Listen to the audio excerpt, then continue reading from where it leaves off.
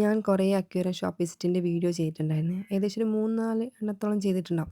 പക്ഷെ ഞാൻ ഏത് ഫിഷിനെ വാങ്ങിച്ചു, നമ്മുടെ വീട്ടിലെ അക്വേറിയത്തിൻ്റെ ഫൈനൽ റിസൾട്ട് എന്തായി, അതൊന്നും ഞാൻ കാണിച്ചിട്ടില്ല. അപ്പോൾ ഇന്ന് ഞാൻ കാണിക്കാമെന്ന് വിചാരിച്ചു. അപ്പം കുറച്ച് തെറ്റൊക്കെ ഉണ്ടാവും, ക്ഷമിക്കാം. അപ്പോൾ ഇതാണ് ഞങ്ങളെ വീട്ടിൽ ഫോഗ്, പിന്നെ ഒരു ലൈറ്റൊക്കെ സെറ്റ് ചെയ്യുന്ന ഒരു സാധനം. ഇത് നൈറ്റിൻ്റെ വ്യൂ അടിപൊളിയാണ്, ഫോഗൊക്കെ ആയിട്ട് നിറഞ്ഞിട്ട്. ഇത് ഈ ലൈറ്റും ഫോഗൊക്കെ ആയിട്ട് നൈറ്റാണിത് കാണാനും അടിപൊളി. പിന്നെ ഈ വൈറ്റ് കളറിൽ കാണുന്നതാണ് വേറൊരു ലൈറ്റ് സെറ്റിംഗ്. ഇതിൽ 3 മോഡിൽ നമുക്ക് ലൈറ്റ് സെറ്റ് ചെയ്യാൻ പറ്റും. പിന്നെ ഇതാ ഈ സാധനം. ഇതെന്ന് വെച്ചാൽ നമ്മുടെ ഏറ്റവും വലിയ കൺഫ്യൂഷനായിരുന്നു. നമ്മൾ വീട്ടിലില്ലാത്ത സമയത്ത് ഈ മീനിനൊക്കെ ഫീഡിങ്ങൊക്കെ പ്രശ്നമാവുമല്ലോ എന്ന്. അപ്പോൾ അതിന് വേണ്ടിയിട്ടുള്ള സൊല്യൂഷനാണിത്. ഇതെന്താണെന്ന് വെച്ചാൽ ഓട്ടോമാറ്റിക്കായിട്ട് നമുക്ക് ഫിഷിന് ഫീഡ് ചെയ്യാൻ പറ്റും. ഇതിന് ടൈം സെറ്റ് ചെയ്യാൻ പറ്റും, കാര്യങ്ങളൊക്കെ ഉണ്ട്. കുറച്ച് ഫുഡ് മാത്രം വീഴാൻ പാകത്തിന് നമ്മൾ സെലോട്ട പൊട്ടിച്ച് വെച്ചിട്ടാട്ടുള്ളത്. ഒരുപാട് ഫിഷ് ഉണ്ടെങ്കിൽ നമുക്കത് അതിൻ്റെ ആവശ്യമില്ല.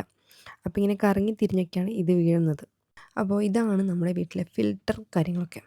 പിന്നെ ഇതിൻ്റെ പ്രൊഡക്റ്റ് ലിങ്ക് ഒന്നും ഇടാനുള്ള വകുപ്പില്ല. കാരണം വെച്ചാൽ നമ്മുടേതൊരു കുഞ്ഞ് ചാനലാണ്. അപ്പോൾ അതിനുള്ള മോണിറ്റൈസേഷനും കാര്യങ്ങളൊന്നും ആയിട്ടില്ല. പിന്നെ ഇതൊക്കെയാണ് നമ്മുടെ വീട്ടിലെ ഫിഷ് കാര്യങ്ങളൊക്കെ. പിന്നെ ഇത് കണ്ടോ, ഈ സ്നെയിൽ. ഇത് ഞാൻ പൈസ കൊടുത്ത് വാങ്ങിച്ചാട്ടോ. ഇത് ഒറ്റൊരെണ്ണത്തിന് 60 രൂപയാണ് ഈ സ്നെയിലിന്. പിന്നെ ഈ സ്ട്രിമ്പ്. പണ്ട് ഈ അക്വേറിയത്തിൽ സ്ട്രിമ്പായിരുന്നു. ഇപ്പോൾ 1, 2 എണ്ണമൊക്കെ ബാക്കിയുള്ളൂ. അപ്പോൾ അതാണിത്. പിന്നെ ഈ കുഞ്ഞ് സാധനത്തിനെ കണ്ടോ, ഇതാണ് സക്കറിൻ്റെ ഒരു അനുജൻ എന്നൊക്കെ പറയുന്ന സാധനം. ഇത് ഇത്രയേ വലുതാവുള്ളൂ, പക്ഷേ കാണാൻ സക്കർ തന്നെ. ഇതും പ്ലാന്റഡ് അക്വേറിയത്തിലായിട്ടുള്ള ഫിഷാട്ടോ. ഇതിൻ്റെ പേരെന്നോട് മറന്നുപോയി. നമുക്കിപ്പോൾ സക്കർ കുഞ്ഞെന്നൊക്കെ വിളിച്ച് അഡ്ജസ്റ്റ് ചെയ്യാം. പിന്നെ ഇത്രയേ ഉള്ളൂ. Tata bye bye, see U.